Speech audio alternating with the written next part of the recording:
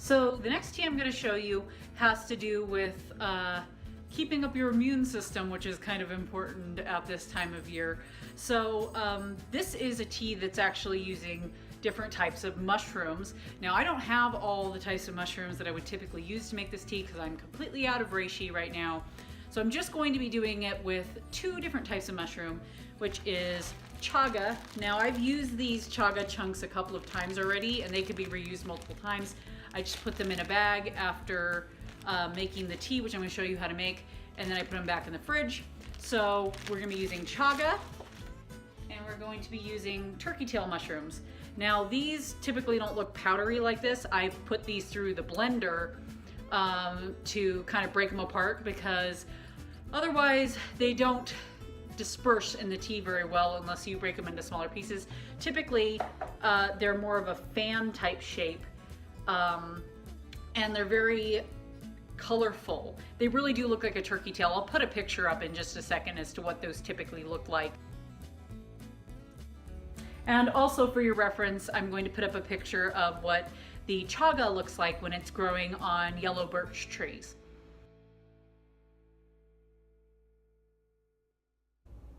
All right, so let's go ahead and begin. So I've got water here and it's already starting to heat up.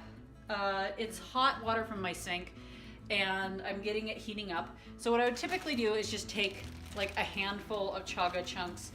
I'm just gonna put all of these in here because it's just easier that way. So I just go ahead and plop those right on into the water. Now these take a while to really get infused into the water.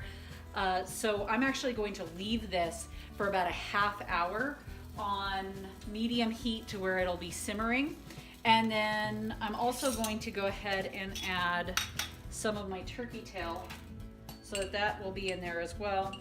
So as you can see, this is kind of broken up into littler pieces.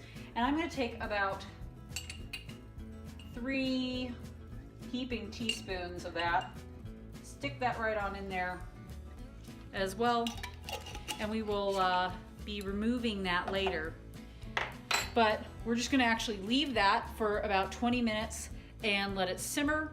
And then by the end, we should have a dark, like rusty brown color tea. It's gonna look basically like black tea, or maybe like pretty light coffee. You'll see what the color of that is later. I'm making a big batch of this because then I put it in a growler and then keep it in my fridge, and then I just reheat it throughout the week because I try to have a cup of this every day.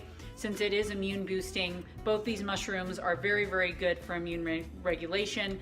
They're used for cancer patients that are going through chemo, as well as people who are struggling with HIV or AIDS, as well as many other sicknesses. They're just good for any time you're sick. They're good to help that or help prevent that from happening in the first place.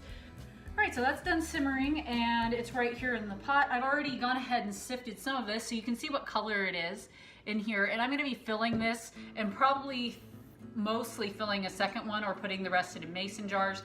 Sometimes I like having it in mason jars in my fridge so I can just grab one and take it with me to work and have my tea there.